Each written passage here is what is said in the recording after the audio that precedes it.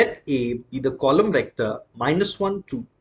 In the xy plane, it represents the vector joining the origin to the coordinate -1, 2. From now on, we will represent the vectors with arrows joining the origin to the respective coordinate. Now, let us try to visualize what matrix multiplication does when a matrix is multiplied to a vector. Let us randomly choose the matrix P, 1, 2 and -1, 4 row-wise. This is a randomly chosen matrix used for our illustration. When this matrix P is multiplied to our vector A, it gives the vector 3, 9, and let us call it the vector B. So multiplication by a matrix caused some changes in our initial vector A by stretching it and rotating it by some amount. In this case, the rotation is 45 degrees as can be seen. Now, if we keep changing our initial vector A, the transform vector B keeps changing accordingly. So what we can conclude is that when a matrix is multiplied to a non-null vector, it is stretched or may be diminished and rotated by some amount. But is that really true for every initial vector that we take? Let us look a bit more closely this time. When the input vector is 2, 2, the output vector is 6, 6. The initial vector is stretched 3 times, but there is no rotation. If the input vectors were 3, 3 or 4, 4 and so on, then the output vectors would be 9, 9, 12, 12 and so on. So each time they are stretched 3 times, but there is no rotation. Thus, whenever the initial vector lies on the line y equals x, the output vector also lies on the same line. So there must be some connection with the line y equals x and our randomly chosen matrix. Let's get back to this in a while and again observe a similar thing happening when we choose the initial vector to be 4, 2. The output vector is 8, 4 and again there is no rotation. This time the vector just got stretched 2 times.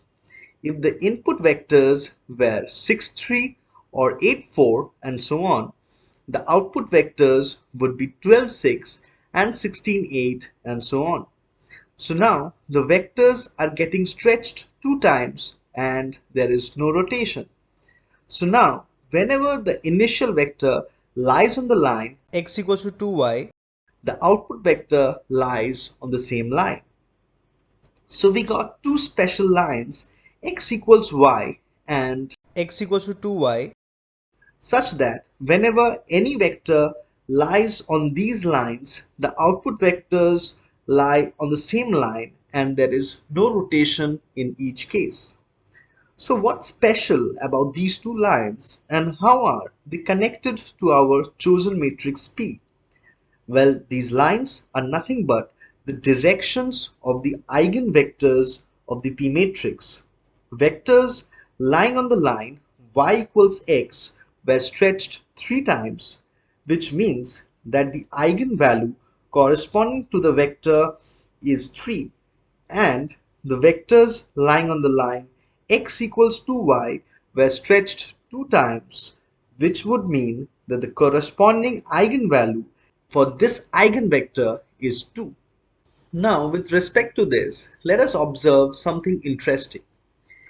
If we take our input vectors to be 3, 3 and 6, 3 and join these coordinates with the origin, we form a triangle which has an area of 4.5 square units.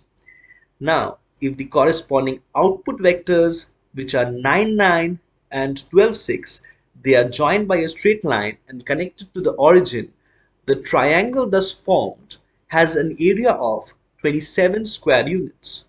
If we take the ratio of these areas, it would give us the value 6.